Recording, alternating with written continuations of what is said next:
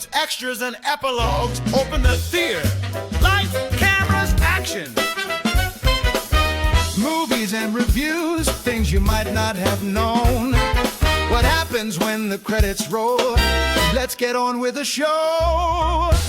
Dumped by their girlfriends, two best friends seek refuge and retribution in their local shopping center. Hey kids, have you ever heard of a mall? Now I know this might be a little bit unfamiliar to you younger kids out there, the TikTok generation, the Josies and Gwens and whatnot, but malls at one point were used as social hubs with young people. You could shop there, you could talk, you could hang out. When I got my job at the mall with GameStop, I was super excited because, oh wow, I get to work at the mall. This is awesome. It's not awesome. Yep.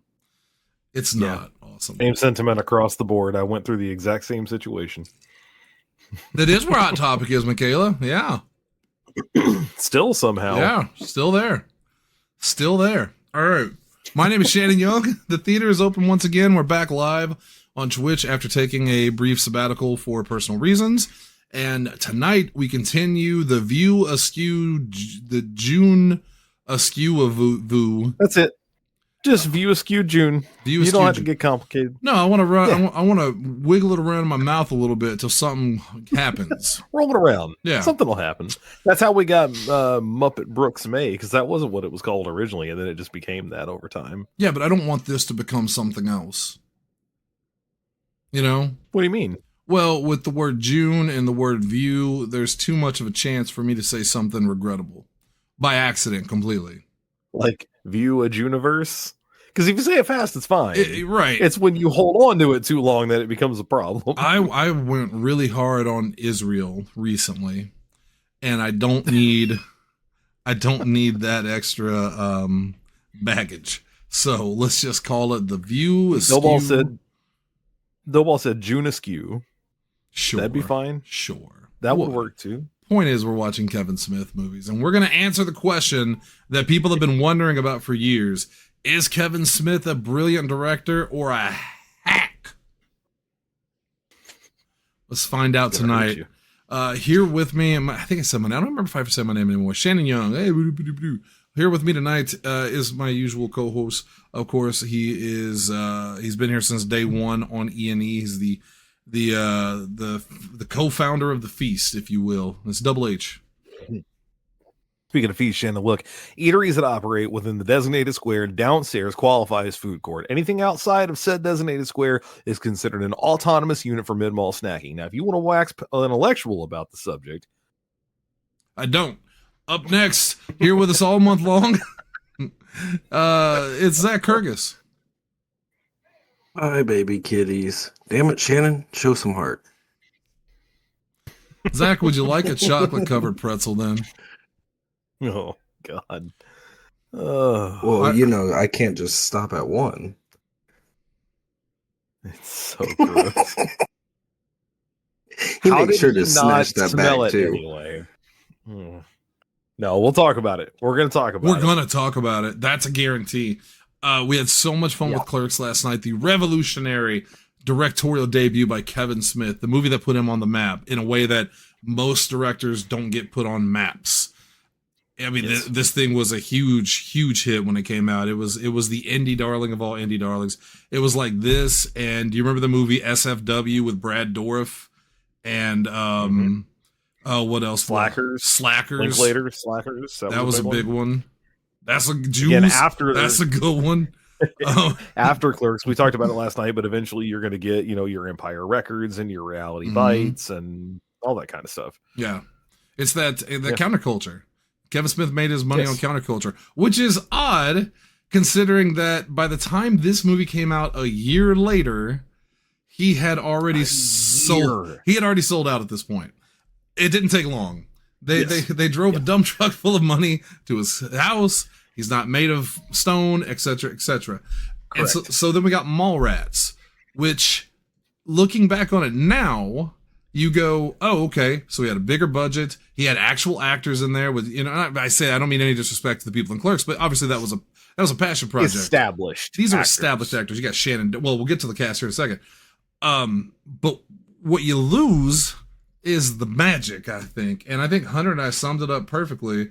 And this is all I'll say, and I don't want to, I don't want to give anything away, but you mentioned, God, where is it? You mentioned that it's so far up at this point.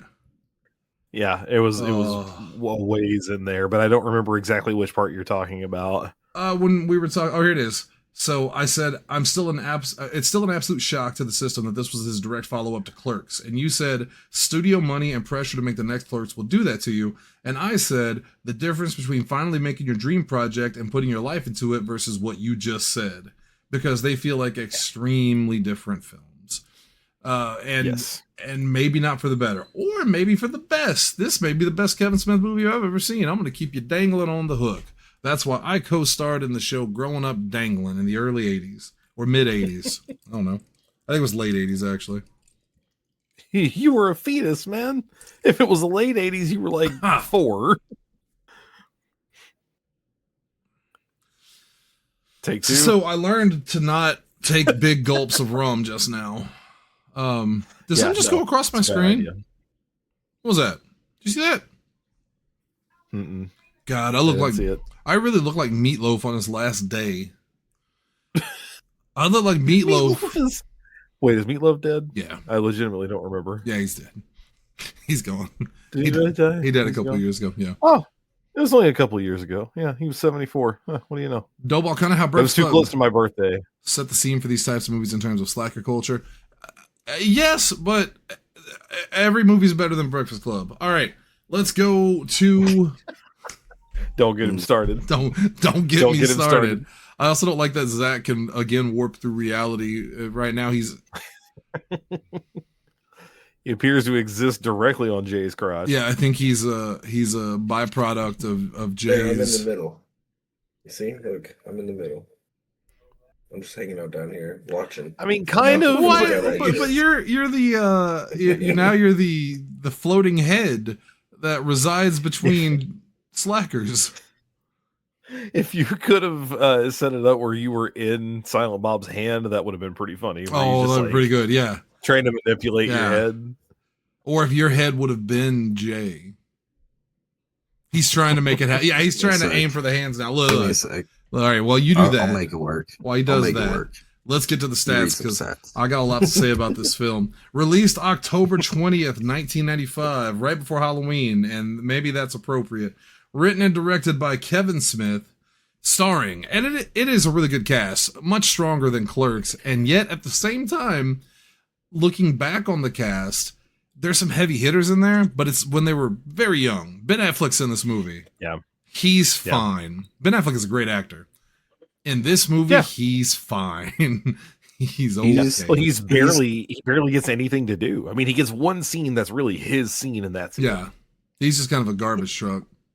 The character in this kind of reminds me of not as over the top version of his character from Dazed and Confused. I don't like that. He was also kind of just like a sideline character and just an asshole. I don't like that his name that is was Shannon. his character. Yeah, that's confusing. It takes offense. I take offense to that. I see why. Yeah, I didn't like it because Shannon Doherty's also in it, and it's confusing. So Shannon Doherty is in it. And I sometimes forget how good of an actress she is, or was. Unfortunately, she passed away last year. I think it's been recent. Yeah, it wasn't that long ago. And she really is a standout in the film in terms of acting 2 years ago proficiency. Like, she's very good, but this is also at this point, I know she was already in Beverly Hills 90210, right? Yes. That's where the Brenda joke comes from. Right. Yeah, Brenda? That started in 90. Dick. So she was doing that for 5 years. She had already done a lot of stuff. We also have Jeremy London, who I can't tell you another movie he's in. I remember thinking, well, this guy's a solid actor, nowadays, but I don't know anything else that he's been in that I can tell you off the top of my head. I know there's at least one other movie. The Babysitter is the big one that everybody talked about, and I don't remember a thing about it. It was from 95. It came out the same year as this one. The one with Alicia Silverstone? He was Party of Five. Yeah, he was Party of Five. That was his big thing after that. And then he got picked up for spousal abuse, so that's what he's really known for. Yeah. That's not good. Um, what else has he had to be in something else good? Give me one movie that was like really good that he was in, other than Babysitter and Mallrats. I really can't help you, man. I'm looking. Well, okay. He was in Basilisk the Serpent King, which was a TV film. He was in What I Did for Love, which was a TV film. The Grift. Mm-hmm. Bale, which was a TV film. Strokes was a TV film. The Terminators, which was a TV film. He Drop Dead Gorgeous, which was not very good either, unfortunately. Wait, Drop Dead Gorgeous, is that the... Oh, yeah, with Kirsten Dunst. Yeah. Mm-hmm. Forgot about that one. He was an Alien Opponent.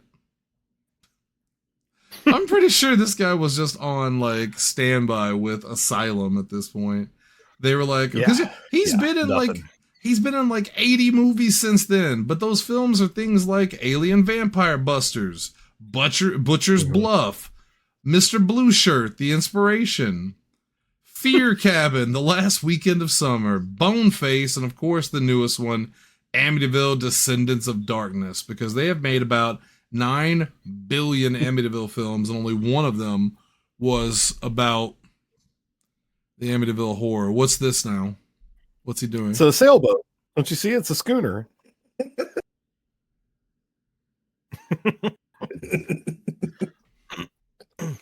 Where were we?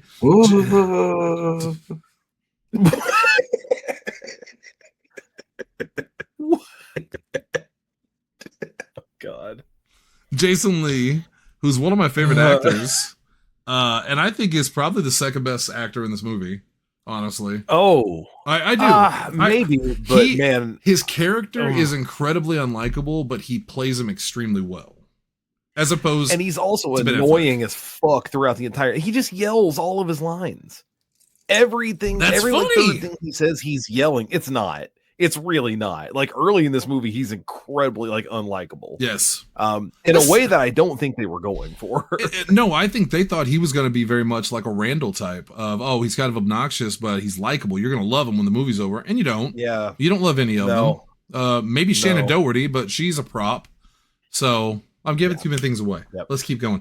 Claire Filani, she's another great actress, but she has nothing to do in here other than be a prop. Michael Rooker, fantastic actor. A fantastic actor. Yeah. Who gets a very silly, over-the-top role.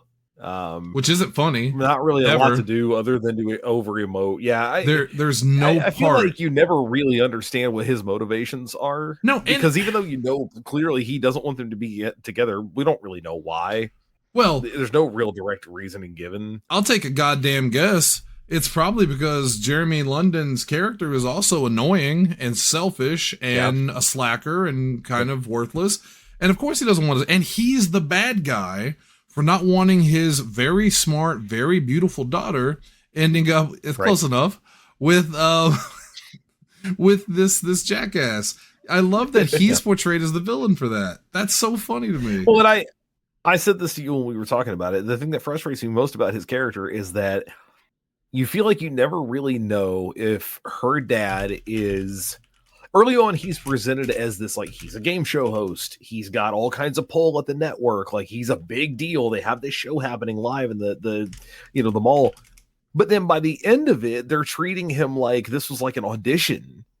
And, it doesn't go very well. And so now his show's not going to get picked up. And he wasn't really a part of it. And was the show not already on television? Really right. It doesn't really make sense. And then they bring in a random guy to host it. I remember thinking the second or third time I saw this movie when I hadn't seen it after a while, I was like, oh, this will be the bit. Brody's going to be the host. They'll put him in the place of the host or Jay or somebody. Nope. It's some other dude who just happened to be there. I thought Michael situation is weird. I thought I remembered Michael Rooker was the host. That he was the host of the show. It was his show. He's supposed to be. Yes, he's supposed to be. I don't know. But then again, they announce a replacement host, and it doesn't make any sense. Of course, Jason Mewes and Kevin Smith are both in this film. Joy Lauren Adams. This is the first time I ever saw Joy Lauren Adams, and I absolutely fell in love with her. Dating Kevin Smith at the time. You could probably in the movie. Probably guess why I fell in love with her. She's much better in Chasing Amy. At least she has something to do. He Chasing wrote Amy, that movie because they were Right. dating. but she is a good actress. Like I really like Chasing Amy. Maybe I won't like it I'm as not saying much she's not. on a rewatch. I thought she was Yeah. really good in Married with Children as well. This is not a Sherry Moon zombie situation where I think Kevin Smith puts them in there regardless of their talent. I think she has talent, but just not. What do you want her to do in this movie, man? She gets half naked twice. She tries underwear on in front of everybody. She cheated on Jeremy London's character, and she do it again. She loves sex. All women love sex. Every woman in this movie loves sex. She has one conversation with a female character, and importance. it's exclusively about dudes. Right. And about Is how it important? Does it really make a difference? No, important in the sense that this is the thing that pushes the plot along, kind of, even though it comes out of nowhere and it's not earned. I'll give you just like everything else is unearned. Here's a nitpicky thing that bothered me about her character. So when she's having that last conversation when they're in the store, she's trying on the underwear with Brody and TS. She says, "Okay, I've got to go. Are you guys going to be okay? I've got somewhere to be." Like, it's really urgent. You know, she's making a big deal out of it. And they're like, yeah, yeah. And she kisses Brody on the cheek. Weird. And then leaves. Then literally in the next scene, she shows up backstage at the little thing to talk to Claire Forlani's character. Hey, thumbs up. To talk to her for a minute. But she had somewhere to be. And then when she goes to leave, she's like, okay, I've got to get home. What was happening there? I don't need all the intimate details, but they make a big deal about her having to leave just so she's not ever in the movie again. Well, that's why. It's so weird. That's why. But my best guess. That's the real answer. My best guess is that when she said, I've got to go, is because she was dying to get back to her to tell her he's here. Like it was I got to go. So she could go run to her and tell her, hey, he's here. And then she could give her speech, because that's what it is. That's all it is. But then she doesn't stick around. Well, I'm saying that's all it is. To see any of this. Yeah. From a storyline standpoint, that's what it is. But from an actual movie standpoint, it's because they needed that plot to get moved along. They put her in here for that. They shuffled her to the side. Plot. Yeah, it's well, there's a lot of threads in this shit sandwich. And I'm not even saying I disliked it. Oh man, Stan Lee's in it, and a great cameo at first, mm-hmm. and then do I have it in the trivia? I don't remember Ethan what my trivia written down for this. Yeah, there it is.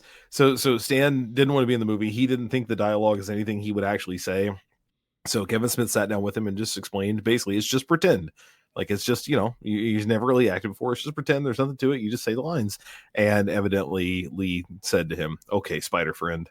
And then they did the scene. And that's like one of those big things he's hung his hat on, which, even knowing what I know about Stan Lee now, would I not have internally freaked the fuck out if he called me Spider Friend? Oh yeah. Obviously I would. Nobody's perfect. This is not the Stan Lee judgment hour. It's the Kevin Smith judgment hour. So let's keep going. It's the he should have given Jack Kirby more credit hour. That's all I'm gonna say.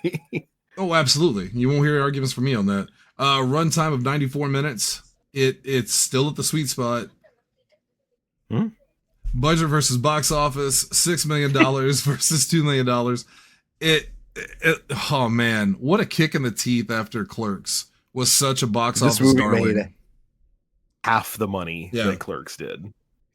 Clerks made 16 times its budget. It cost $250,000 to make. It made $4 million. This thing made a third of its budget back. Yes. And that's it.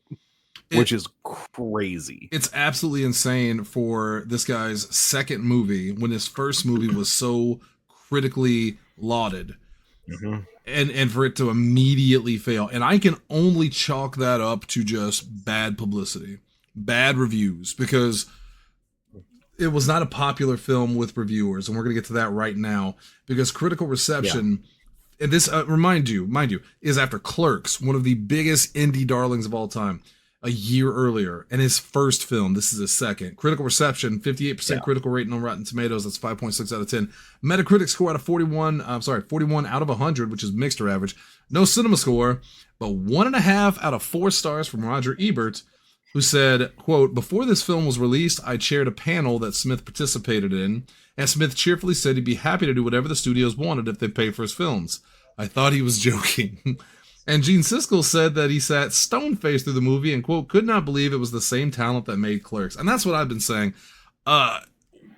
Even if you love this movie, let's just play devil's advocate. Even if you really like this movie, there's no way you can convince me that it feels anything like Clerks. Like there's nothing. I'm not saying the guy has to direct the same movie over and over again. And the beginning, when I first saw it, the opening shot with the music, the very indie music playing, the camera quality where Claire Filani is sitting there and she gets up, I thought, okay, maybe this feels more indie than I remembered. But by the time we get to the mall, it very much feels just, I don't know, it's different and not in a good way. I don't know if you stayed through the credits, but in the credits, Kevin Smith often makes a point to specifically thank certain people, like you would do an acceptance speech. Like he literally thanks God. He says at one point in time, thanks God for allowing me to do these things, for making all of this possible. At one point in time, and I don't think this is true in Clerks, because he does it in Clerks too, but in this movie, one of the last credits that comes up around the special thanks is to John Landis and John Hughes for entertaining me for all those hours in my youth. This movie feels like a John Hughes movie more than it feels like a Kevin Smith movie. It's a John Hughes movie with Kevin Smith dialogue and then with John Landis style like camera work and antics in the middle of it. Because we're talking Hughes and Landis, we're talking about like 80 sex romps. We're talking about the teen movies of the era. Yeah, so everything from Gremlins to again your Breakfast Clubs, your Pretty in Pinks, all that kind of stuff. It's, even though this is one of those rare examples of you have a single writer and a single director, the same person wrote it and directed it, there's no other input, and yet it still feels like there's too many cooks in the kitchen. Yeah, there are too many things trying to happen in the buildup of this movie. Yeah, too many threads that kind of, I don't know, things that didn't need to be in there that could get a chuckle out of you. The Ethan Suplee thing with the seeing eye, magic eye, it was fine. Yeah. And he did have a part in the ending.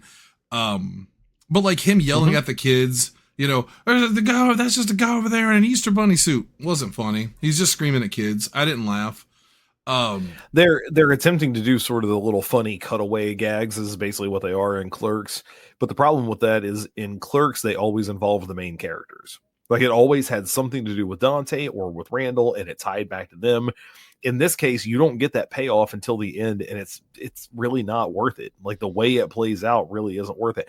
At that point, the movie is so goofy. I would rather have seen Silent Bob actually have fucking Jedi powers and just be able to move it just enough to get the tape into his hand, rather than giving some.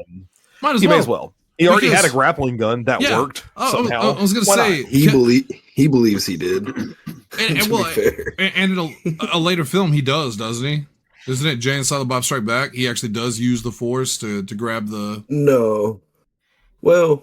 I don't think so. I could have sworn there was a Force scene, but yeah, I don't remember. We'll find out. I'll give you another nitpick that pissed me off. He keeps calling it the Jedi mind trick, and that's not what that is. Jedi mind trick is where you convince people to say things and do things. He's stupid. He is stupid. He is stupid. And it's true. And you might as well do the Jedi thing because they go full Looney Tunes in this. Like, I mean, there's a part where Silent Bob is hooked up to the pulley system and he glides across the mall, smashes into Joey Lauren Adams' room where she's topless. So you get your first piece of nudity in there, which was completely unnecessary. And now that I know that it was his girlfriend, baffling. Like the last thing I would do is have my girlfriend do a nude scene in one of my films just because that just seems weird. Well, you know? Well, I will tell you this in advance, and I think I have this in the trivia for a later movie. So, you know, at some point in time in the process here, Kevin gets married. I think this might be in the one for Clerks. And I don't know if I wrote it down here. It would be Clerks 2, actually, if it's the one where I mentioned it. He often gets criticism for casting. Oh, there it is. Yeah, I'll tell you ahead of time. For casting Jennifer Schwalbach Smith and stuff. That's his wife. In Clerks 2, when that came up, he defended himself by saying, and I quote, "I always cast my friends in my movies. Why wouldn't I cast my best friend?" That's it. That's the reason. I mean, that's really what it comes down to. I'm not saying it's a correct reason, and I don't blame him. If I made a movie, I'd absolutely cast my wife in it if she wanted to be in it. But sure, and then would you film a topless scene with her? No, but again, this is something that she knew was in there, presumably. I don't think she would have done it if she didn't want to. Well, I assume that too. Yeah. I'm not saying it was a good scene or it made sense or any of that shit. I'm just saying I don't think she was coerced into this particular. Oh, no. And I didn't mean that. Like, I hope that didn't come across. No, I don't think she was coerced at all. I mean, clearly this was something she agreed to. I just think it's a stupid part of the movie. It's completely unnecessary. Like her trying on the underwear. There's a lot of things in this movie that just felt unnecessary. At least in that scene, there's dialogue happening. There's dialogue. There's things going on, and that's just this was a Looney Tunes gag. Business. Yeah. Right. They're doing something while they're having a conversation about things that are going to happen. This was the punchline. Kevin Smith's bread and butter. That's what he's good at. This was the punchline of a scene, and it's obvious and not exceptionally funny. No, because there's nothing funny about an attractive topless girl. Like, I get the joke is, oh, he busted in and it's embarrassing. I get that. Look, I'm not stupid. I'm not a fucking idiot. But that's the best joke you could come up with. I mean, Kevin Smith is so smart. You couldn't have done something funnier where Silent Bob maybe flies into a different store or something. You instead go with the naked girl. That's fine. And then later on, we get our second topless girl. And look, I'm no prude. I like women. You know, I like my beers hot and my women ice cold.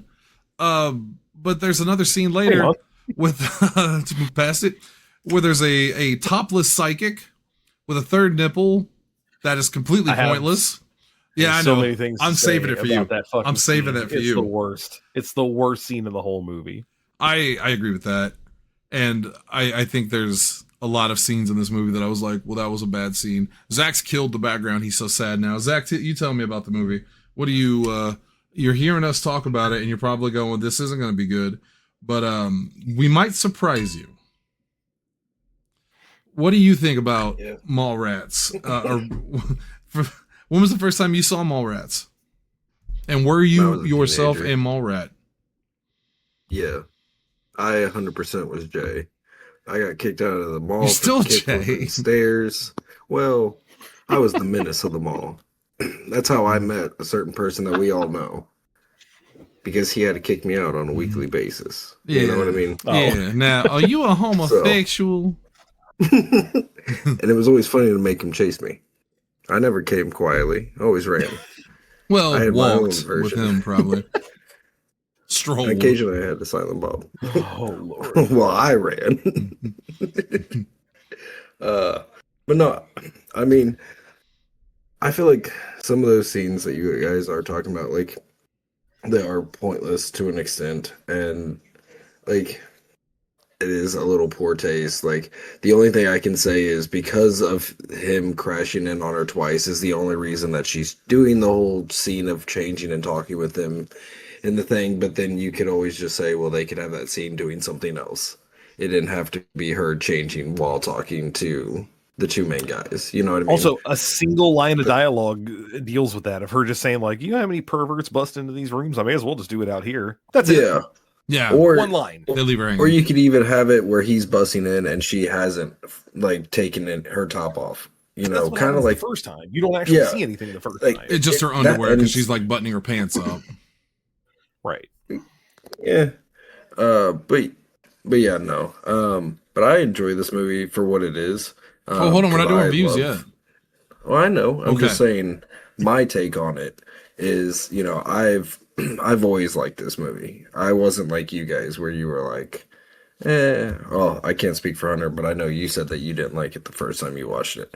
I still enjoyed it. It's not my favorite, but I enjoyed it for what it is and kind of how it connects everything and all the fun stuff. I think it is a necessary stepping stone to get to where we actually end up. Hunter, would you like to retort? That's all I got. It's been years since I've seen this movie. I've seen it at least twice. I know that because I saw it at least once before Sarah and I started dating, and I'm pretty sure we watched it once either in college or just after college. I remembered very little other than the regular bits from it, like the sailboat bit and that kind of stuff. But from what I remembered, I liked it. When you said that yesterday about, I didn't like that movie from the jump, that's why I was like, really? Because you were a little surprised, yeah.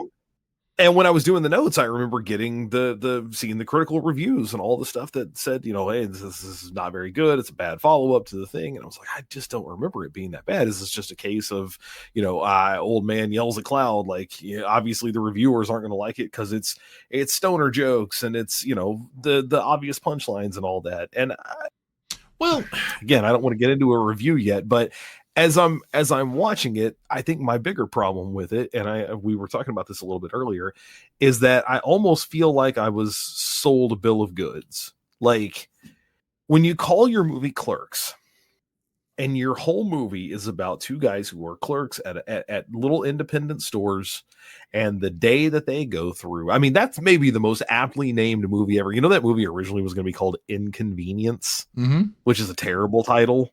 Like, I get what he was going for. It's a terrible title. So when you name your movie Mallrats, first of all, what I expect to see is teenagers. Most of the time, teenagers who can't drive, right? Well, there To was me, a teenager in here. We'll talk about her later. Who couldn't drive. Yeah, and she was clearly at least 27 years old. I feel like so much of what happens in this movie is not really centered around like the mall experience that you would have expected there. And a big part of the problem I had with that, and I said this to you, was that I know Kevin more than likely did not want to make a movie where it was more about people working retail jobs, working menial jobs. But somebody that we spent a significant amount of time with in this movie, one of the two leads, I think, if not at least one of the female leads, should have worked in the mall. They should have actually worked somewhere in the mall, and we should have spent time in whatever store they were working in while they were working. Affleck's character does not count because, number one, he's a villain. So we're not rooting for him. We're not looking at his experience. Number two, he never actually spends any time in his store in the movie. We don't see him doing anything. To me, the most obvious way to get back at this guy is to go fuck with him in his store.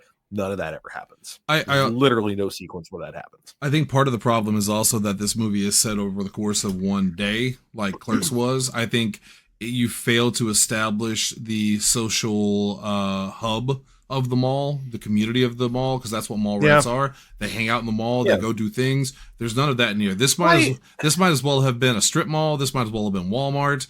They had a giant stage being built there. You know what I mean? Like, it lacked the personality.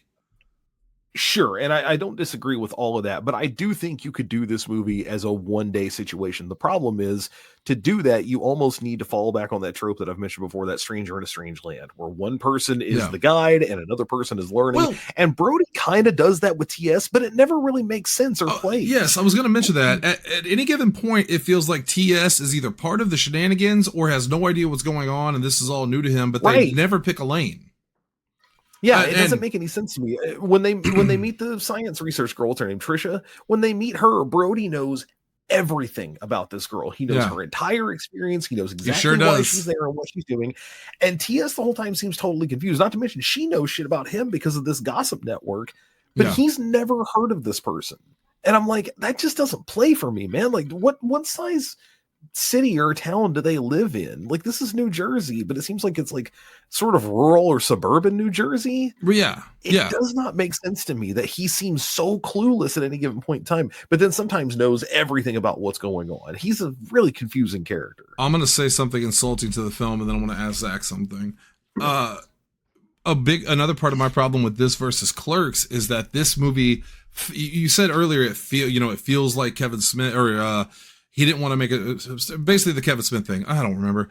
I got a point, though. Point is, when this movie started and I was watching it, it felt like they're talking as much as they did in Clerks. Everybody's running their mouth constantly about something, and it's supposed to be witty banter, but the dialogue is so much less clever than it was in Clerks. I mean, it has none of the wit that Clerks did. Clerks had a time they get to the mall, for sure. By the time they get to the mall, for sure. It's I did actually. I at least liked parts of the scene of Brody and Renee when she's breaking up with him. I actually really love her speech to him. Yes, about crying in the bathroom. Well, you cry in the bathroom about it. She explains everything. It's not just that she's a good actress, but she really takes that dialogue and makes it work. It was great. You know what I hated was the scene right before that. The whole thing about TS telling some girl that she wants to lose some weight and then she dies because she swims a bunch of laps or runs. She was the funeral in the first one, wasn't she? Ever. Yeah. That's number 6. But that's the dumbest. It's very dumb for the entire movie, and it's how it starts. That's the whole impetus for any of this stuff happening. Brother, if it's not the dumbest, it's one of the cruelest, because she is treated like a joke from that bit on. And the idea that the joke is that this girl who used to be overweight was told, about being fat, and she was so upset about it, she died. That's a joke. And people TS doesn't even begin to care. His whole thing is, well, we're not going to Florida now. Like, he had, but that's not who the character is later. He had one moment where he said, "She's fucking dead." He like freaks out, and then it's gone. It's gone, and never so weird. Cried upon again. And there are 8 million other ways you could get to TS and his girlfriend break up, and she ends up being the contestant on her dad's game show, on her dad's dating game show. Yeah. There's so many because other ways this made him look like such a selfish bastard. He's such a selfish. Why would she want to be with him when he's controlling like that? Like, I'm sorry, and you're inconvenienced because the thing you did caused a tragedy, and now I'm trying to save your ass. And his response, and it's like he's justified in the end when they're quizzing her. And he's, like, well, I love you so much. And it's like, do you? If that's how you treat her? It's so weird, man. It's so bizarre. Again, that character, Claire Forlani's character, is in the movie for the first 5 to 7 minutes in that opening sequence. And then we don't see her again for like an hour. Yep. She doesn't come back until we see her getting ready for the game show. I get that that's like the main thing, but dude, this is the plot line of this movie. That's the whole reason any of this shit is happening. And most of the runtime is spent on Renee and Brody. Now, can we for a second also talk about them? Because in the exact same situation, what the fuck does she see in him? What does she see in him? Her speech about, I go in there and cry because I think of all these people that do these amazing things out there, living their life, and I cry because I have nothing better to do than to fuck you. And she leaves.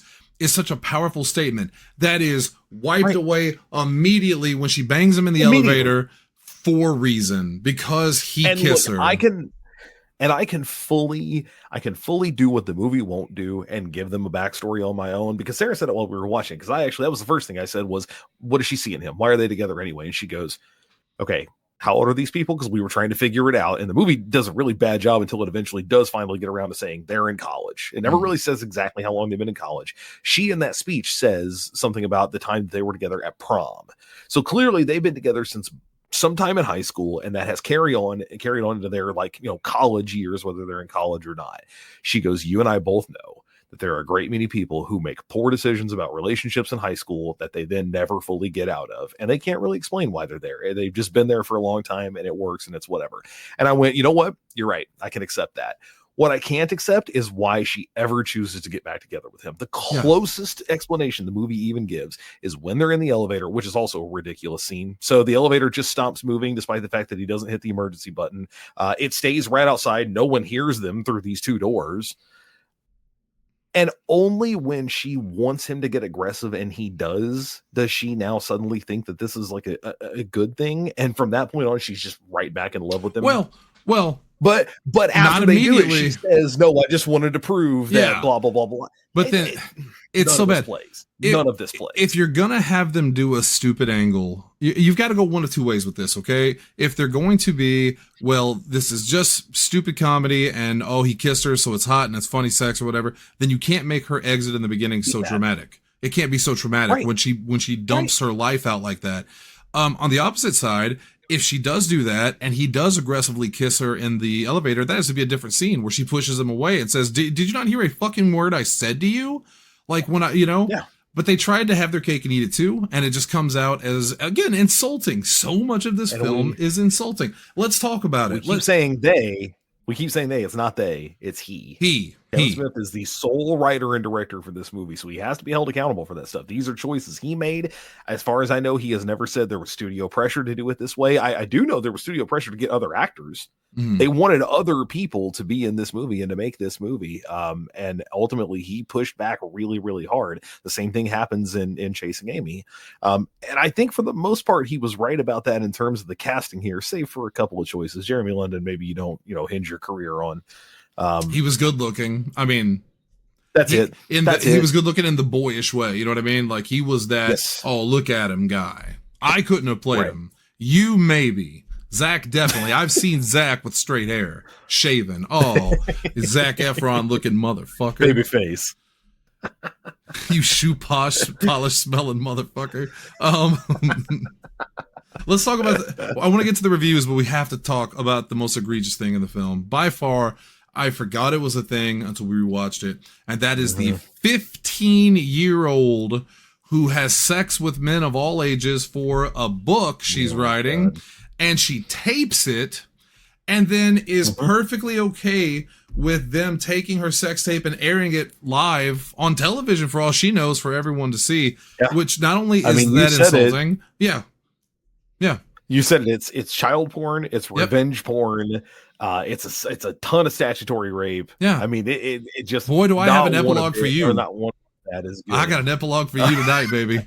I thought you were going to mention the antique mall because I got to go back to that for a second too. Oh, we can. I mean, that scene top to bottom is senseless. It's pointless other than to show that the naked 3-nippled psychic. But again, to me, it's just dumb. Like, that's dumb, but it doesn't feel historically dumb. Having a character who's 15-year-old in your film and her entire character is sex, and that's all we know about her, that's all that she matters, that's her entire thing.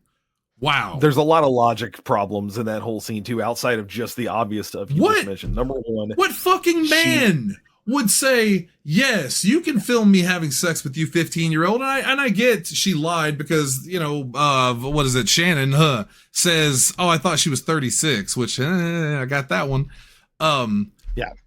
Yeah, because they clearly hired someone who's in her probably mid-20s to play a 15-year-old. Right. But what a stupid And the only reason plot. that you know that she's supposed to be 15 is that she's dressed like the most nymphet schoolgirl they could possibly dress her. And Sarah immediately goes, well, gee, I wonder why she's wearing that particular outfit. She might as well have been a gothic Lolita.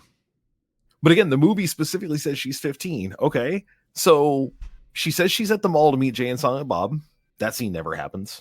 Why even was she going to bang them? That's never going to happen. Right. We don't know. We get no idea what specifically has happened there. She goes to the mall to work on her thing while she's waiting on them, but she says her parents know about this. So it's not like she has to hide it and go somewhere else. She literally says later she can't drive. So how did she get there? And what else is she doing there? What? And think about that. A whole bunch of that scene also doesn't make sense. Her parents know about her having sex with adult men, taping it for a book. Yeah. Boy, do I have an epilogue for you. Zach, defend that one. What? Good answer. That's a good answer. That's pretty fucked up parents, so it's I'll talk more about it in my review. Hunter, I know you wanted to talk about another little something. I'm gonna tackle this thing from top to bottom. So after TS and Brody get run out of the mall, Brody says they have to go hide. So they go to the antique mall. Now, importantly, the antique mall or the dirt mall, which is kind of a great term for it, and I've hadn't heard that in many years. It's a completely separate location. It's a whole other place. Mm-hmm. Who the fuck are they hiding from? Because they got run out by mall security. When you leave the mall security is no longer a problem. Well, except at the end, LaFours is directing the entire police squad for some reason. Right. Which, don't get me wrong, for a movie that's supposed to be about Mallrats, I do kind of love the idea that the guy who is like the security at the mall, the head security, is so mythological to them that he that's can great. Do anything. That's it's a great wonderful. Concept. Yeah. It just does not really bear out here properly. That's some Nickelodeon shit right there. Yeah. Right. That's Adventures of Pete and Pete. That's what it would be. That would be a Pete and Pete storyline. So anyway, they go to the fucking antique mall where Jeremy London puts on a clerk's hat, which is like, yeah. And then they go to a topless psychic who has a third nipple, but that's not real. It's just something she eats afterward, which was also works every time. Weird. And while they're there, TS gets he keeps doing it to me. TS gets the advice of a lifetime. He's the one who doesn't want to go in. Brody says, we got to go do it exclusively because she's going to be topless. Then he doesn't like it because she has the third nipple, but TS loves it because he's getting the information that he wants. And then just before they leave, she hits on Brody and TS forces Brody out of there. Let me take this top to bottom. Number one, there's no reason for them to be in the antique mall. Again, when you leave the mall and you're being chased by mall security, the conflict is over. Yeah. They're not going to chase you. Stops. This isn't GTA, right? They're not going to take you to the fucking antique mall and come after you.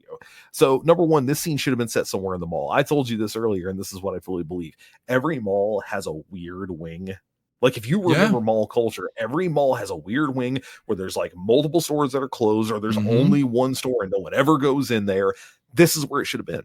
Yeah. This is a great example to do more of the mall rat culture type stuff. Nobody ever goes that way. And you could build it up throughout the story. We could go down there and check that. I don't want to go down there, man. Nobody ever goes down there. There would be easy ways to do that throughout the story, I should say. Number 2. The entirety of the main storyline is pushed along by this. We get to the climax of the story exclusively because this woman tells TS the things he wants to hear. And number 1, it's psychobabble bullshit, which is how these things are supposed to work.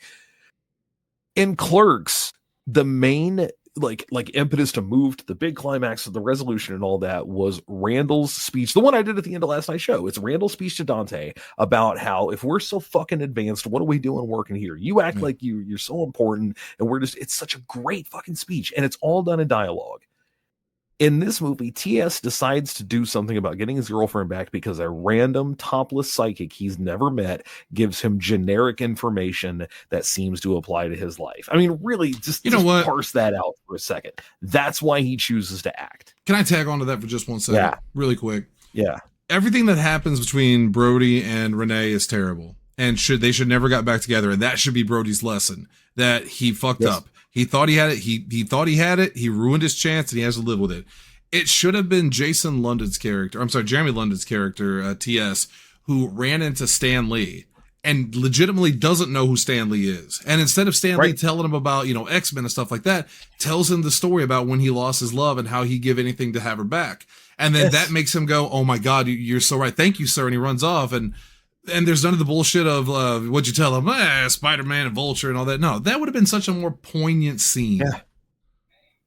Yes, and you build it all up early on. By the way, I can't stand the logic of Brody goes to this comic shop all the time. It's his favorite place in the world. He doesn't know Stan Lee is going to be there, and the only way the movie addresses it is him going, oh, what am I slipping? I can't believe I didn't know about this. What the fuck you mean you didn't know? He needs How Slipknot. No, it makes no sense. The man who can. But anyway, so then they go to, as much as I hate the logic of all the other stuff, and story-wise, it makes me super mad. Then they go to leave the topless psychic. She hits on Brody, who is clearly grossed out by her, and now suddenly he's interested. TS forces him out.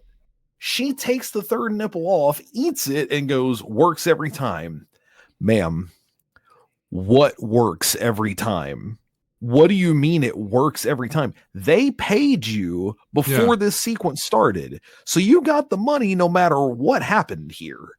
And what about the third nipple worked? You grossed out one guy, and then he didn't stick around to have sex with you, which you appeared to want. What is happening? I think I could fix this scene too. So instead, it's they go to it, and the whole gimmick of this psychic is that it's stated she's topless and she has a magical third nipple, which can predict the future. So they go in, and because Brody wants to see it. He wants to see this nipple. He's using this as an excuse. And you get the exact same scene. He's still disgusted by it. And she still takes it off and eats it at the end, because the idea is that the third nipple is what makes her unique. And that's why people come to see her. And it's all fake. It's a grift. Rather than it being hidden. Yeah. I mean, at least that makes sense, fix at the least. entirety of it, but it at least helps to the comedic point of the scene. Because as it stands, this scene is extremely weirdly placed in the whole movie. It's ridiculous that this is what pushes us to the climax of the story. And it's not funny. No. Nothing that happens in this scene is funny. You know why? This movie was made too early. Imagine this film. Yes. But with Ryan Reynolds, a young Ryan Reynolds, Van Wilder Ryan Reynolds as Jason Lee's character. And I think it works better. It's like Jason Lee is a prototype of Ryan Reynolds. I thought you just meant it was too early in in Smith's career. I think it was too early. I think even a year later he makes this movie better, honestly. I think if he hadn't failed with so bad with this, though, we wouldn't have Mallrats probably. I'm sorry, we wouldn't have Chasing Amy. Yeah, thank you. Sorry. Yeah. But yeah, I mean, yeah, sure. Ryan Reynolds could definitely do a version of this character, but Jason Lee's not doing a poor version of the character, other than he is kind of yelling his lines all the time for no apparent reason. Ryan Reynolds kind of does that too early in his career, so I don't know that makes that much of a difference. I don't know that I don't think that the problem is in the casting. I think that the problem is in the type of movie you're trying to make. Kevin Smith does not mesh well with John Hughes and John Landis, and I think this shows that. It's great that he reveres them, and it's great that he was inspired by their movies, but he does not make a good John Hughes movie, because this is not that. Over time, Kevin Smith is going to make a lot of really good movies. He makes the indie, like, pseudo doc sitcom style comedy in Clerks. He makes what I recall, anyway, being a fairly interesting horror movie in Red State. Apparently, the world disagrees. We'll find out later on in the month. He makes fun road trip movies, Jay and Silent Bob, etc. But basically, a lot of his stuff is real slice of life stuff, and that's what this movie should have been. And it tries to be way too many other things. I think it's fine that it takes place over the course of a day. I think it's fine that it takes place where it does and with the people that it does. But the things that happen with them in the course of that day are way too varied. There's way too much shit going on. And then before we get to the reviews, one last thing, because we're at 50 minutes, we've got to the reviews. All the shit. The hand up the ass, the shit pretzels. What a lame joke. Like, the hand up the ass, I'll give you that one barely. It's funny to watch Jason Lee do that. But the whole shit on the pretzel and this guy eating them over and over again, really? They made such a big deal of how bad the smell is and how you won't get it out for days. Right. And this man is grabbing his pretzels, holding it up to his face and not eating and doesn't smell all the ass and shit. Give me a fucking break. So that's so real dumb. quick. I do want to be clear, and we might have different interpretations of this. This is where I want Zach to chime in. The pretzels aren't covered in shit. That is actual chocolate. No. It's just melted chocolate. He just melted it. Right. Or He just had melted his it in his hand pocket or in the whatever. crack of his ass, and it smells like shit. It's not actual shit that's on the pretzel. But there's a part. Yeah, it's all dark chocolate. But there is a part where he says he even ate some of them. Why would he say that? Yeah, some of the pretzels. Right, but why would that be a big deal if they're just regular pretzels? And they made such a deal to show the Because pretzel. he was like licking Because he his still hands had his afterwards. hand in his ass. Like, I mean, there's still maybe after- we did. We after interpreted that Brody- one different. I'll have to redo Yeah. this. Yeah, if no, you I watch don't. when Brody like shakes his hand, he like touches all over his hand, he touches Right. all over his ring, Right. and then he gets chocolate all over. So then Yeah. he's like, licking it up like most people When he would. explains, when he explains the stink poem, the whole poem, idea is you stick your hand like deep into the crack of your ass. See, this- so that when it comes back, it's funky. This is Like one it of those. has. He says you've been walking around, you've been sweating all day. You're etc. nervous. This is one of those Mandela effects because I remember whenever they showed them in front of the bathroom, I was like, oh, this is the part where he goes in there and like shits and puts it on the pretzel and gives it to the guy. So I get, maybe I just misinterpreted this part. I'm going to research 'cause- this. I'll give up the ghost on this one for now. Because he I'll concede. even, if you notice, like after TS walks away, he's sitting there and he's got his shit hand and he's got the pretzels, and then he's just like, Yeah, he starts eating them directly from the bag. yeah, Now, he's like, I I'm will- not touching them. Here's the flip side of that. I will 100% give you this. When he explains the stink palm, the whole idea is supposed to be you shake somebody's hand, then that funk gets on their hand. They're not getting rid of that for at least 2 days, no matter how hard they scrub, whatever. But then he gives him the pretzels that he's had the hand in, and the whole point is supposed to be that he gets sick because he's eating the pretzels that have been picked up. And that's by why I his thought it hand was that he shit had in this fucking again. head. Yeah. Right. It should still stink. That's the whole Right. point.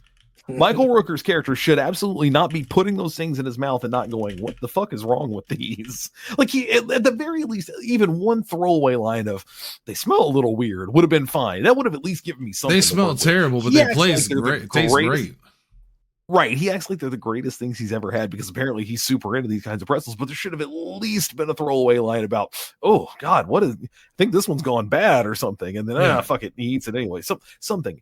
He acts like nothing ever happened. And I'm like, the whole point of this is supposed to be that it stinks really bad. Right. Why do we set it up this way and then not pay it off until he gets sick? It doesn't make sense. Oh, boy. It Then doesn't there's make the 15-year-old. All right. Well, that's it. Yeah. Let's get to the reviews. This should be an interesting one. I'm really curious to see where this goes. On this show, we follow the greats, inspired by the greats. 5-point system, 2 thumbs up, you love it, 1 up, you like it, 1 up, 1 down, you're neutral or indifferent, and you explain yourself, and I won't have to, don't worry. 1 down means you don't like it, and 2 down, you hate it. You absolutely hate it. What a mistake it was to watch this film, and goddamn, can we just skip to next week? Who knows if that one will come up tonight. We're gonna let Zach go first since he is our guest. The most recent double up film was last night with Clerks. So can Kevin Smith make it 2 in a row? Yeah, probably. I think so. Zach, go ahead. So I'm giving it 1 thumbs. Which way? I see all the up. Okay. I see the flaws, but I also enjoy this movie. I enjoyed this movie when I watched it as like a young kid. I do think a lot more of it has aged more than it should have. Or not should have, it should have just not been there. But we talked about those earlier. But I think as all the R word jokes. I think it's a lot. Nah, I've heard more. But I do think it's a stepping stone to get to where it is. It does definitely feel like a completely different movie than Clerks. The only real connection I would say to Clerks is one, the lady at the beginning that they talk about, which we talked about earlier, is, you know, Dante is who they go to the funeral, which I do want to say she's kind of a joke in that as well. Because all we see is them pull up, Randall knocked her over. And so I guess they don't harbor on it, so it's less of a joke. It's not movie. It's a punchline. It's not a plot motivation. It's not a plot motivation, right? Here it's like the whole reason that TS and his girlfriend break up. That was a side. Yeah, and then they really don't talk about it until you hear, oh, this guy heard you did this, or did you hear about this girl? And then, you know, you get those reminders. Oh yeah, this happened. But I think it's really just that the cousin Walter. I messaged you guys. I was like, oh, all these cousins with Walter, because Randall's cousin was also Walter. I don't know if it's the same cousin, but and then you got Jay and Silent Bob. But there's more than that. It is not really connected to Clerks. Yeah, you've got what is it? Gil Hicks, which is Dante Hicks' relative. He's even played by Brian O'Halloran. I'm talking about that's actually connected. Like, I mean, it's a relative. I guess you could say Dante. Yeah, it's straight to Dante. Maybe. Oh, there was one. Be another Hicks. There was one other thing too that I remember going, oh, that's a throw. Oh, Rick Darris. Because Joy Lauren Adams mentions that she banged Rick Darris, and he was the guy that banged Dante's girlfriend. Yeah, in the first one. Ricky, same dude. Smokey and the Bear. Yeah. So he gets name dropped in this movie. Smokey and the Bandit. Smokey and the Bear. But I was meaning like that we actually like a real connection in the sense of like if it was Dante Hicks, then you could say, you know, then I would count Gil. But I'll give you the Hicks part because I mean we can carry that on to Dogma when we get there with Grant Hicks. Yes. Because I had to go double check because I was like, wait a minute, is that? Because I was going to use that for my E&E. He just went on to become a newscaster. But it's not. It's Grant. It's the other brother. There's too many Hicks. Just like Chappie, there's too many Hicks. But yeah, no. As a Kevin Smith fan, I enjoy this movie. It's, again, like I said earlier, it's not my favorite. I watch it on occasion because I like certain bits from it. But this is one of those that, like, I don't mind rewatching it, but I would rather just watch certain clips and, you know, go on about my day. All right, so that's 1 up so far. So unfortunately, Kevin's not going to make the double up 2 times in a row. But where is Double H going to land on this? It's his turn with the Silent Bob tonight. So I also forgot to mention, this should be in the trivia, that Shannon Doherty, if you notice, changes outfits way more often than anybody else in the movie. That's because she had a clause in her contract that she got to keep any wardrobe that her character wore. So she kept contriving reasons to change clothes. There's all those times that she's in like a clothing store. Much respect. Apparently this was common on 90210 as well, that they would commonly like, I'll forgo part of my pay if I get to keep my wardrobe. And yeah, that makes a lot of sense. That's awesome. Oh boy. I'm actually having more trouble with this than I thought. I've been a little bit back and forth throughout this show to a certain degree. Which might sound ridiculous because it very much sounds like I'm just going to renew that restraining order so I can blast this flick on the internet tonight, right? because almost exclusively I've talked about bad things from this movie. And yet,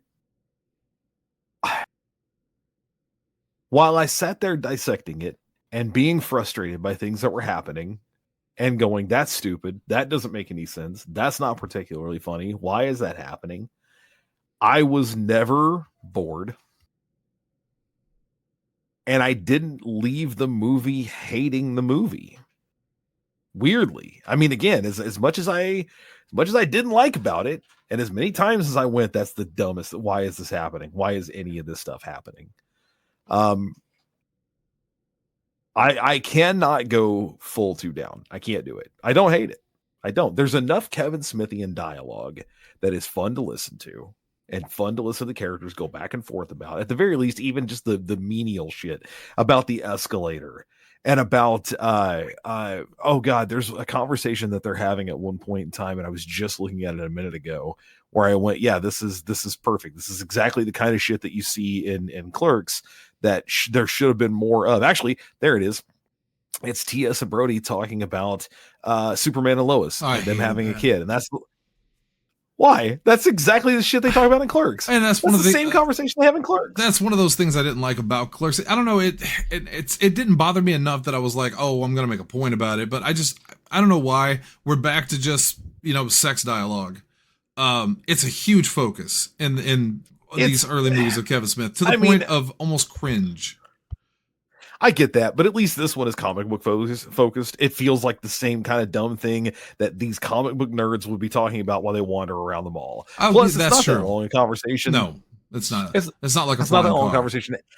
And it feeds right into the talk about how the food court works, which I thought was great. That was a fun part that felt very Mallrat-esque, like deciding where the mall, the food court begins and ends is very much the kind of thing they should be talking about. Doherty's speech is great at the beginning. I wish he'd stuck to her guns on it because it would play a lot better if that were the case. This movie's ridiculous most of the time in ways that are not good for its own benefit. But I'm never bored, and I am only occasionally like, that shouldn't be happening. I was going to say I'm never offended. That's not true. There's definitely a couple times where I go, again, the 15-year-old sex study. Let's don't do that, please. So it was funded by the Weinsteins, if they're the ones that auctioned it. Oh, jeez. Actually, no, this is not Miramax. It's not. I don't know if you noticed. It's not Miramax. It's Universal and Gramercy Pictures. Of all things. Really makes you wonder. Weird distribution deal. Yeah, Miramax. So I am in no way indifferent. Drop something. I'm in no way indifferent about this movie, but I am going to land on one up, one down. That's ultimately where I'm going to go with it. Wow. Yep. I didn't hate it. I really don't. I do think that this is the kind of movie where, like Zach said, there are occasionally things worth watching that are fun to look up and watch in bits. I'm not really relishing the idea of ever sitting down and watching this movie beginning to end again. But I think if you are going to watch Kevin Smith movies, it is, for better or worse, an integral part of his universe, of the Viewist universe of the whole thing. I think it's critical that you go in and see some of the things that are happening here. These characters are going to come back. They're not always completely repulsive. Not all of them, anyway. Unfortunately, the main ones are often. I think it's just trying to be too many things to too many people. But I don't really dislike it as a movie. I just get frustrated with the way that it's laid out. There is a better movie buried in here that should have been done a different way with different motivations for different characters. But ultimately, again, I like enough about it. I actually really like Ethan Suplee's character. You were talking earlier about none of the stuff that happens with him is funny. I think it's funny. I think that whole running joke is funny throughout the entire thing.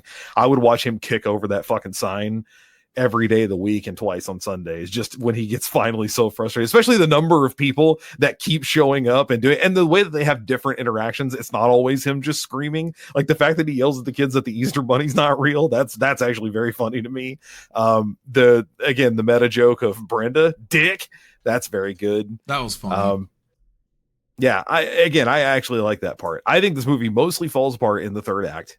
The whole game show setup is totally ridiculous. None of that makes any of it worth watching, any of the stuff that happens there. And it's way too, we got to put a bow on this and everybody turns out happy. The most ridiculous part, by the way, is the actual epilogue that they put in the movie of Brody going on to host the Tonight Show. Get the fuck out of here. That's dumb. That whole setup is dumb.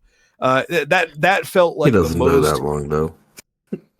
but none of that should happen. Literally none of that should happen. The only reason any of it happens is because Kevin Smith said, this is a John Hughes movie. I'm making a John Hughes movie. And this is the stuff that happens at the end of a John Hughes movie. It's Breakfast Club. Here's what happens to the characters in a freeze frame years later. That's stupid.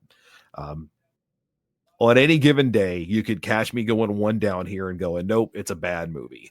But again, because it's put together the way that it is, and because it harkens into a time that there are times that I look back on fondly, even if none of the way that my own mall ratting days went were like this, there's still enough about it that I don't hate it. I just don't really think it's very good either. I don't really think it's all that bad a movie, as dumb as a lot of it is. I don't think it's very good either, which is why I'm going right down the middle on it. Well, I'll help Hunter out there, and I do think this is a bad movie. I am going to go one down on it.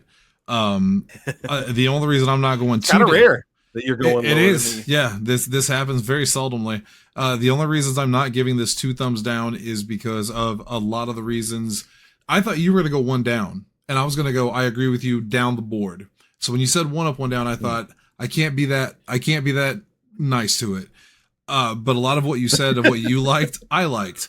I did like Renee's speech, and then I hate that it was ruined because they completely took the meaning out of it by the end of the film. The 15-year-old plot line is one of the most insulting plot lines I think I've seen in a film in a long time. I can only imagine. Yeah, none of that should have happened. Done for shock value, and it is shocking. And nobody probably would do something like that today for good reason. The humor was way more sophomorish than I like. The dialogue was way too much sophomorish than I like. But I am gonna give it points for Renee, and I actually was and half a point for Stan Lee because I loved his speech, and then they ruined it by saying, "Oh, it was just fake." Like, how? What's wrong in your life at that moment that you're so messed up that you have to take these things which are great and then immediately ruin them and make it meaningless? Target audience. And it's bad. The answer is target audience. And it's bad. That you're shooting for a younger audience. You're shooting for more of a slapstick comedy than Clerks ever was.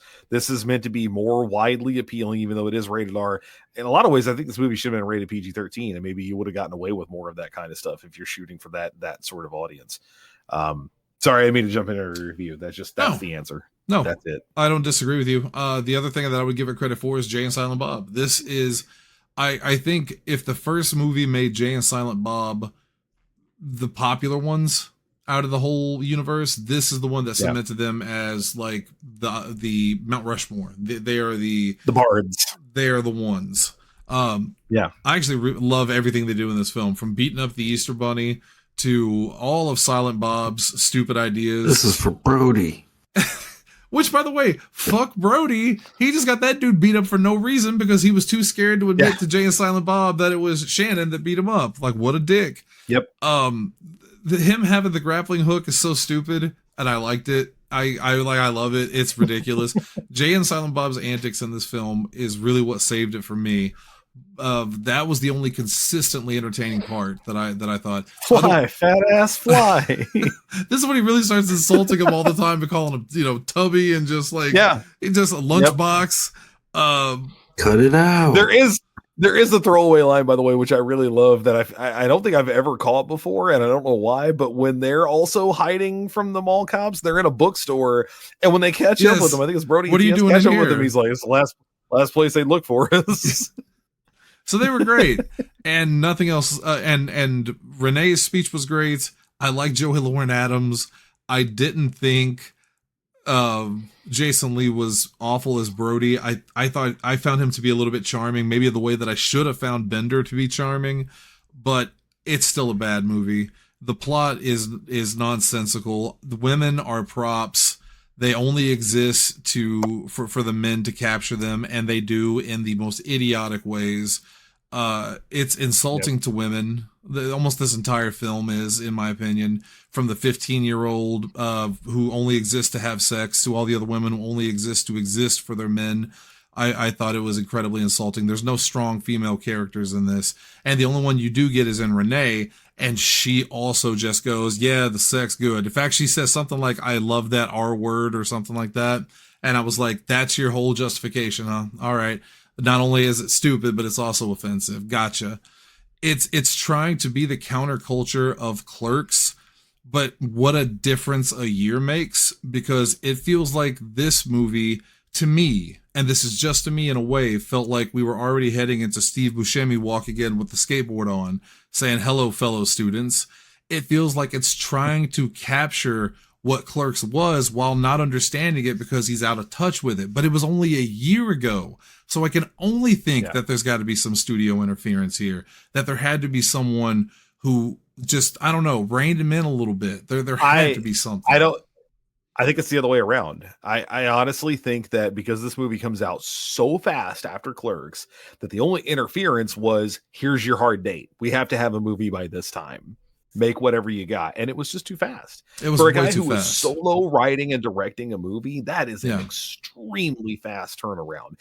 And again, this is what I said. I think there's a better movie hidden here. I think there is another movie that if you give him another year, maybe 2 more years to do some rewrites, to do some additional editing, to kind of figure out where this movie lands, there's a better movie hidden here that he absolutely can do.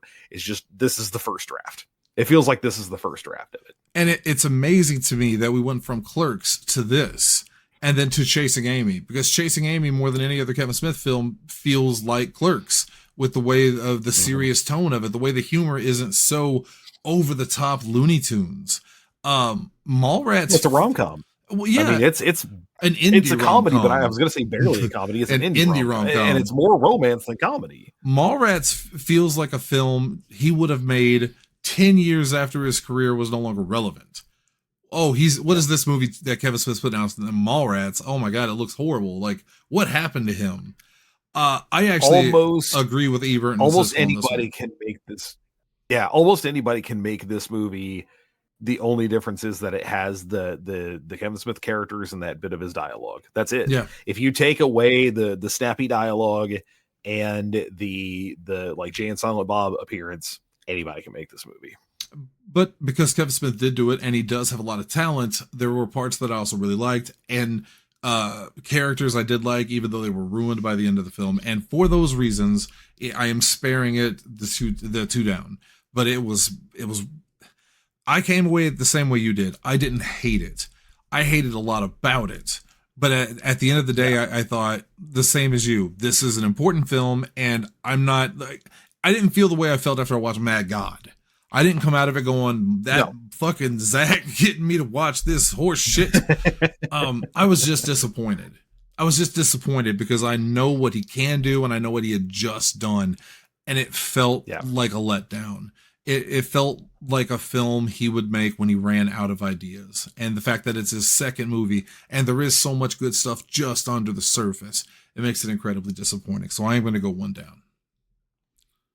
Okay. That's a rare one. You got to put that in the bank there. It doesn't happen very often. Yeah, it doesn't happen often. What happens in the end? Well, during the Truth or Date show, which I agree was absolutely horrible top to bottom. When none of this makes any sense. When he's barking at her, basically, when he's just yelling at her, like, do you love your boyfriend and stuff like that? I just thought, you ass. Why would she ever want you back? She literally says, okay, well, you've told him everything about our life and aired our dirty laundry in front of everyone. Go ahead, finish it or whatever. That sounds like someone who came to the realization of, oh, fuck this guy. He just embarrassed me in front of everybody. Instead, will you marry me? Of course, yes. What? Like, Jesus Christ, man. Anyway, sorry. Let me keep going. Brandy recognizes the voices of Brody and TS, leading to an on-air argument between them. Brody eventually intervenes, explaining that TS has spent the entire day pining for Brandy. Subsequently, TS proposes to Brandy, who accepts. After the show concludes and as the police arrive to arrest TS and Brody, oh my God, this is maybe the dumbest part of the movie. Silent Bob broadcasts a sex tape featuring Shannon and Trisha, who's 15, by the way, leading to Shannon's arrest for statutory rape. In the extended cut, that's the joke. Jared is arrested for 19 FCC violations of broadcasting lewd or indecent images in a public forum. Consequently, Brody and Renee rekindle the relationship, and the conclusion reveals that T.S. marries Brandy at Universal Studios while on the Jaws ride. Trisha's book is a bestseller, 72 weeks, if I remember correctly, on the bestsellers list, and it was just auctioned for a film. And that's what I meant when I said I wonder if the Weinsteins got it. They would probably want access to all those videos. Shannon's in prison and subsequently raped. The joke is that he's raped in jail. William eventually does see the sailboat. Yeah. Fucking hell. Brody becomes the host of the Tonight Show with Renee as his band leader, and that Jay and Silent Bob get an orangutan named Suzanne. Sure, why not? This movie did actually make me tear up a little bit twice, and that's another reason I didn't give it 2 thumbs down. When Stan Lee gave his speech, it did move me. It actually did move me a little bit, and I think that's why I was even more disappointed by the joke that came after it, because it felt like I was being robbed of this great moment. Yeah. And the other part was seeing Shannon Doherty on the drums, smiling and laughing. I was a big Shannon Doherty fan. I loved Beverly Hills 90210. I loved Charmed. So seeing her young and healthy, it was bittersweet. You know, it was bittersweet. That's how you want to remember people. Yeah. And that's it. So what's the epilogue? Let me get a drink of water real quick. Hold on. Okay. So Shannon's going to blast that flick on the internet tonight. I'm going to take this from the perspective that we originated the show, is what happens to the characters after this. Let's start with Trisha. Trisha just created one of the biggest scandals in American history. Yes. Do you think this just goes away because they arrest Shannon? No. The book exposes all of these men, and there's all of the evidence out there. So all of these men's lives are ruined. Their families are ruined. This is all over the news. She's infamous for it in the same way that Tracy Lords was when her whole thing happened. And she eventually succumbs to, in my opinion, all of the negative press. She probably falls into drugs and she kills herself. That's her future down the line, probably when she's 25, 30. Jeremy London's character and girl, she doesn't even need a name, just prop A. They actually are probably still married, and he probably has a mustache now and wears a specific kind of hat and probably works as a police officer in his little hometown. That's just my opinion. I could be wrong. She's still beautiful, but they have 7 kids, all blonde somehow, and she's wasting her life with him. She could do so much better. Brody is he's me, basically. He runs a relatively successful comic book shop. He's still snappy with his humor, but nobody likes him like me. And Renee left a long time ago. Renee left a long time ago. Renee is the smartest character in this universe, and she said, "What the hell was I thinking?" and she left. And as far as Jay and Silent Bob, actually everything that happens in the rest of the films is what happens to them. I can't take away their future. It's simply too good. But a lot of people's lives get ruined in this movie. This ends up being there. I think there's an entire Dateline. If this came out in 95, this would have been prime for Chris Hansen. There's an entire documentary about her with Chris Hansen and Dateline. It's bad. It's bad, and the movie was bad, and that plot was bad. Hunter, what about you? What do you see? We also didn't talk about the fact that the cops are there at the end for Brody and TS, but apparently once you point out someone has been involved in statutory rape, then the cops have to let you go. And because they just go after Shannon and let you punch him in the stomach. Yeah. I mean, that's fun and silly, don't get me wrong, but it again, strike a tone and stick with it. Is this shit that's really happening, or are we in silly, goofy universe? Right. Which one? You can't have it both ways. Agreed. I don't think anybody who gets together in this movie stays together. I don't think That's TS and Brandy stay together either. No part of me thinks that's the case. I don't know enough about who the fuck TS is to know anything about what he does. That's the biggest problem, I think, overall with the movie, is that by the time the movie's over, this guy is ostensibly the main character, and I still don't really know that much about him. I know he loves Brandy. That's it. That's all I got. Isn't his name a reference to something? Well, T.S. Eliot, who's a poet. And wasn't Quint for Jaws? And that's why the Jaws thing at the end? Quint and Brody both are for Jaws. Yeah. Yeah. Okay. That makes sense. There's not a Hooper, I don't think, unless his name is T.S. Hooper, and that's the bit, and I don't remember it. But, I mean, Quint and Brody definitely are both. No, because it's Matt Hooper. So, yeah, I don't know. T.S. I think is just a reference to T.S. Eliot. Like, yeah, so that he's makes a poet sense. charged with the Light Brigade and all that stuff. But yeah, that's Poet the thing. didn't We know don't really know Osama. enough about him. We're enough. We don't know enough about him to know anything about what he does. So I don't think he and Brandy stay together. Although again, we don't really know enough about her either, other than her dad is either a successful game show host or a really poor one. Also, he got in trouble with the FCC for this broadcast stuff, even though he didn't have anything to do with any of it. That doesn't make any sense. Also, then the network hires the guy that got all the violations and puts him in the Tonight Show. Right, which again doesn't make any sense. The epilogue to me is maybe the worst part of the whole movie because none of it plays at all. No. There's literally no reason any of that shit should happen. No. So I don't want to try to sell you an epilogue. I think your version of the actual epilogue is about as good as it gets. I don't want to try to sell you one because most of this either we don't know enough about what happens or none of it should have happened in the first place. Instead, I'm going to take this time to pitch you a better version of this movie. So the real epilogue is when you get around to making an actual Mallrats, what actually happens. Number one of them should work there. To me, it's really easy. Just make TS work there. Just have him work at and have him work at the comic book shop. And that's why he and Brody are friends. There's only once a throwaway line about how Brody's like, I tried to teach you how to handle comics with your kids, but no, you want to play Little League, which is funny. But then it never comes back into play. Like at no point in time is it relevant for the rest of the story.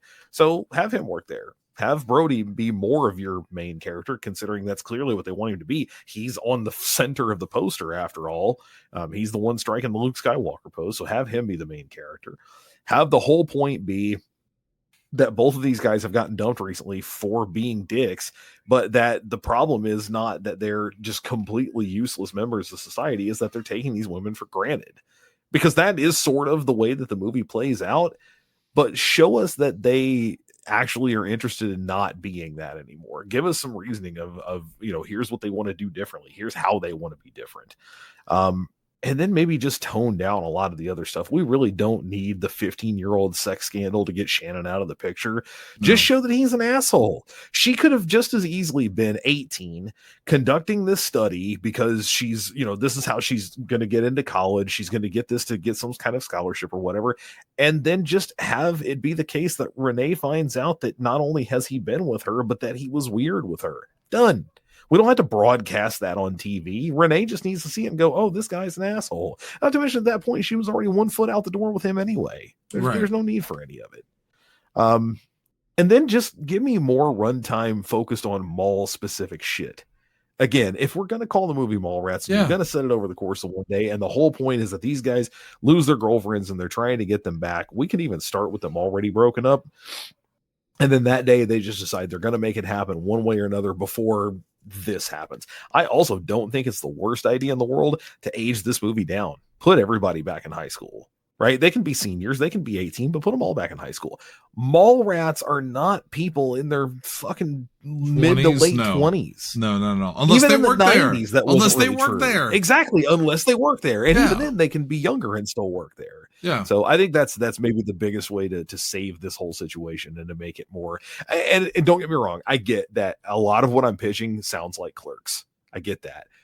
That's why you hired Kevin Smith. Right. The only thing he was proven to do at this point was slacker comedy with sharp, witty dialogue that takes place in a like small, contained situation that isn't extremely over the top. It's okay to do that again in a different venue with a different budget. It's okay. Just do that. 100%. Zach, what about you? Or have you taken enough of a thrashing tonight? I mean, hey, my movie. There you go. That's the right attitude. That's the right way. No, I mean, I think you're right on the money for the most part of probably what happens after this. And I mean, we end up watching Brody later on, and later in the month we'll see Brody again, and he's at. They never say it's at this mall, but I feel like he's at this mall. but I could be wrong. He's at some mall. I know that. And I feel like that the scene we get in that is probably more of the movie that this movie should have been. You're talking From about the Jay and way- Silent Bob Strike Back, right? Yeah. Yeah. When they go Yeah, to the beginning. visit him at his comic store. Right. And Yeah. he's still got that stupid little cup. I hate that cup, by the way. What? It's an espresso Zach? cup, but he keeps drinking Coke in it.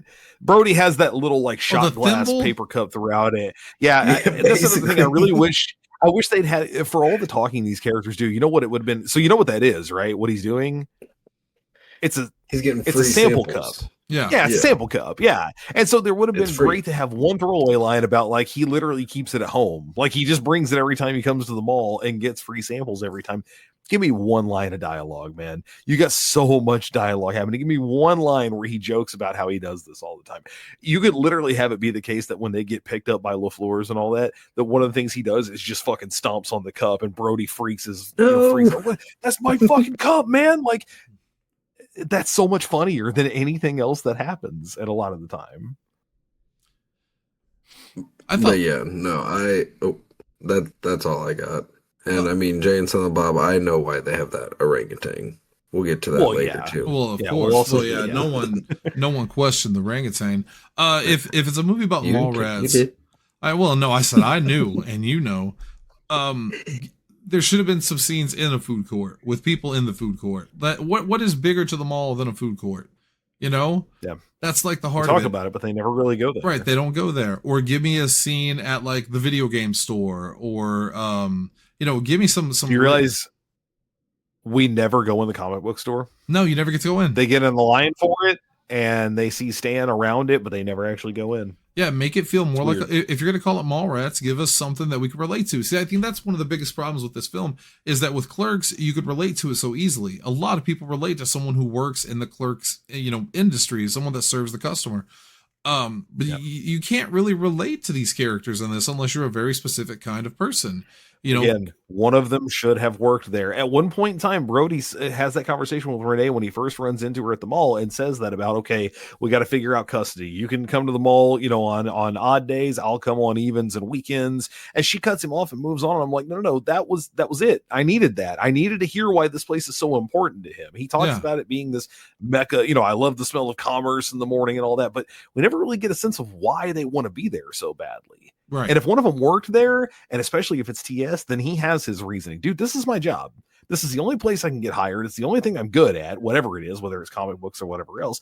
And then Brody can just make it like, this is the only place where I'm accepted. I need more scenes like that shit, by the way. People just fully being glad that he's there so that it is a big deal when the mall is now like off limits to him or he's not as welcomed. That's what I wanted this to be. And it's not that. Yeah, there's just too much missing.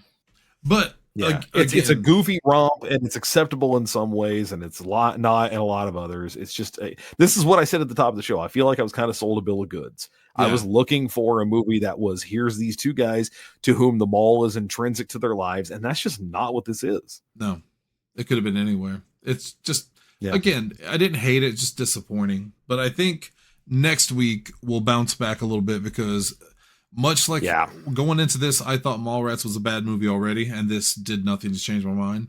I remember really liking Chasing Amy. It was the first Kevin Smith movie that I loved wholeheartedly. I love Clerks, but I couldn't relate to it at that time. Right. But I could relate to this because Now, oh baby. But at the time, Lost Love and Pining After the Pretty Girl, I was in my teens. Yeah, I could definitely relate to that. So, and I thought it was just such a different humor style than Mallrats because I really didn't like Mallrats. Hopefully I think I'm not wrong. next week and the week after are maybe the two biggest 1-2 punches of this month because next week is Chasing Amy and then Dogma. Oh baby, I love And then both the those week- movies. The week after is Jay and Silent Bob Strike Back and Clerks 2, both of which are also, as I recall, really good. And then I can finally Jay do and my Silent Clerks Bob 2 Strike.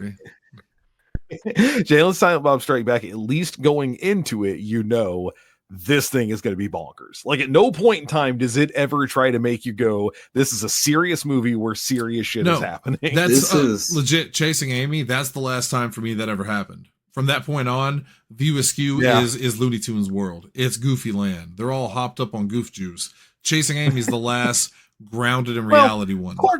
Clark's comes back down to reality to a certain degree. I mean, Yeah, but you the know, donkey show and a lot of that stuff. I mean, it's, unfortunately, that's way too real. It's just awful. Okay, I'll give you It's that. the same guy that read all those titles. Well, he's taking But it like back. Dogma is full blown fantasy. Well, I mean, Dogma- Jay and Silent Bob again. There's enough shit that happens in there that you're like, what is going on? Yeah, because that's canon. It's all canon in the Yeah. View Askew universe. Yeah. So yeah, Especially because God shows up in Jay and Silent Bob. it's I mean, it's a shit demon. sort of. It's kind of in the credits at the end. It's Dogma. That's a full blown plot point. Like that's an actual thing that happens. And it's there. not who you think it is, but you do get Alan Rickman as the voice. Metatron. Yes. All right. Well, that's Wait, why is it not who you think it is? Surely somebody thinks it's Alanis Morissette. Oh, everyone probably did. I don't know if anyone's not seen the film. I guess if you've never seen the film, you wouldn't know the twist that it's Alanis Morissette. Right. You know what I mean? It's also not really a twist. I mean, it's not like you're it's a built up to think reveal. it's somebody specific. It's Just a reveal oh, of it's who's that going to be person. God. Yeah. But Yeah. I guess most kids wouldn't know Alanis Morissette now, would they? You know who she was supposed to be, right? God. No, she was supposed to be the female lead. Oh, it's Who the Olivia actor's name Fiorentino. is escaping me. Yeah, instead of Linda Fiorentino, she was supposed to be her, but her touring schedule wouldn't let her do it. And Kevin was like, "We got to get you in this movie." So he he had this role for God, and he's like, "Just make it her. Why not?" Yeah, and Linda Fiorentino's awesome in that movie. I'm a big fan of her. She was in, oh God, what was it that she was really, really good in? Men in Black, right? I mean, that's her in Men in Black. She was in Men in Black, but she was in another movie that she was really fantastic. I can't think of it now. She had a really weird career, really strange career. I'm glad that Dogma is not a hostage anymore, too. Yeah, what is the story with that? I actually don't know that. Just companies Basically, arguing over rights. Weinstein had it, and he would not sell it to Kevin. And so basically, lawyer Kevin money. had no. Well, he had no. He wouldn't accept any of the offers. He kept offering him money, and he was just like, no. And for the longest time, you could actually watch it on YouTube for free. And anytime people would ask Kevin about it, he's like, well, it's on there for free. I'm not trying to give him money anyways. I just want to buy back what's mine. But if we try to reproduce it and all that, because of him having the the rights to it, he would have made money off of it, and he did not want him making more money off of his projects anymore. And so then eventually, I can't remember how much he gave him, but eventually he sent him an offer, and he accepted it, and then he was like, all right, cool. Hey, it's mine. Now we're coming out 4K. It's going back to theaters. Everybody, here we go. And it was awesome in theaters again. And Johnny got to watch it for the first time in theaters. It was cool. Nice. It was my favorite movie of his growing up, because when I got into my paranormal phase, because it's, oh my God, it's Kevin Smith, but also monsters, literal demons. This is the wildest shit I've ever seen. Demon. Yeah, well, and Jason Lee, he's a demon too, isn't he? If I remember correctly. Yeah, well, he's a muse. I guess he became a demon. Yeah, because Salma Hayek's also a muse. Yeah, she became a stripper though. And then Matt Damon and Ben Affleck as Bartleby and Loki. I mean, it's just it's good stuff, man. It's because Chris Rock threw down his sword and gave God the finger. Henceforth, all the spitting. I think God's dead. Spoken like a true Catholic. All right, well, we got to cut it off there. We'll be back tomorrow. I believe we're playing some games. I believe gentlemen in the crowd who are not speaking currently because Faraga. well, and Faraga, we'll have a Faraga. Let me just say this: you'll want to make sure to tune in tomorrow, because what happens tomorrow could change Faraga and Pro forever. Are you telling me that the hierarchy of power is about to shift? Is that what you're saying? Potentially tomorrow could be one of the most devastating moments in pro history. You just have to tune in to find out. I don't know what's happening right I now. cut myself to bleed. I think I do, but I don't know. And we're gonna play some Phasmophobia. We're gonna get janky with it because Hot Chocobo Summers kicks off tomorrow.